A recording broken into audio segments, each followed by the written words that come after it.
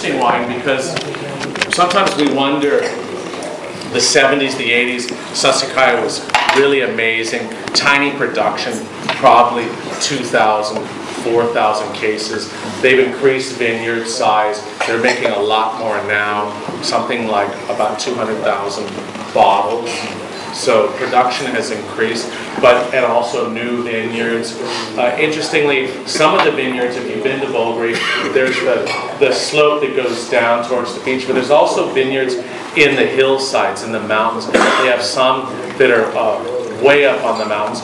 At one time, they were going to make a wine with Lafitte Rothschild, with Eric de Rothschild, and they planted the vineyards. They were going to make the wine, and then for some reason, Eric decided that he didn't want to actually go through with the project, which was crazy. I think it was in the 90s, and they weren't sure where it was going. They thought it was too much of a hassle to go from Bordeaux. And anyways, I think this was good news for Niccolo because he took over a fabulous vineyard. So we have different vineyards, which add to the complexity of the wine. I think that Sassicaia is one of those wines, when you taste young, it can be difficult to judge.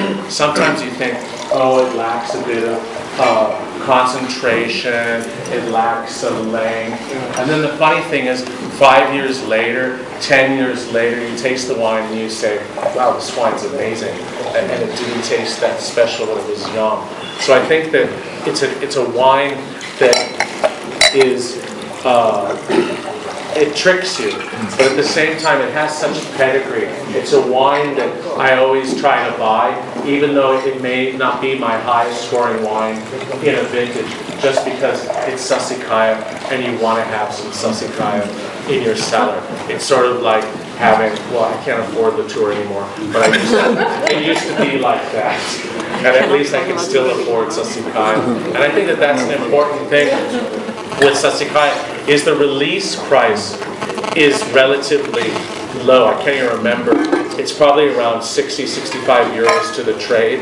And what everyone likes about Sassicaia, in the end, it doesn't turn out that expensive, let's say 150, 125 a bottle, but everyone in the trade is also making money with it. And sometimes, I remember I've said to Niccolo, oh, why don't you reduce yield, make a much more powerful wine, maybe raise your price. And he's like, no, I like making my wine that way. Everyone likes it. The trade makes money with it. The consumer doesn't think it's too expensive. And I can sell the wine. People drink it, and they're happy. And you can't fault that. I think it's good. There's still people that feel that way. So 2008, as you can probably see in my tasting note, I was really, really enthusiastic about this.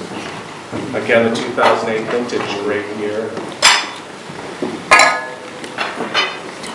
Right away, you're getting that sort of beautiful currants. I think the Cabernet Franc, you're getting some leafiness, flowers.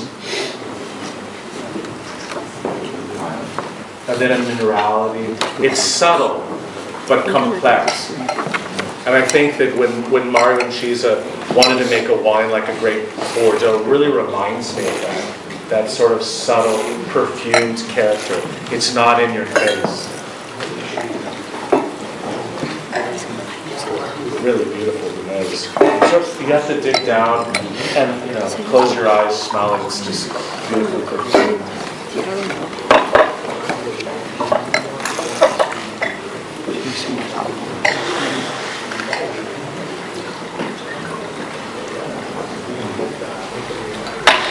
Remember what I said about length?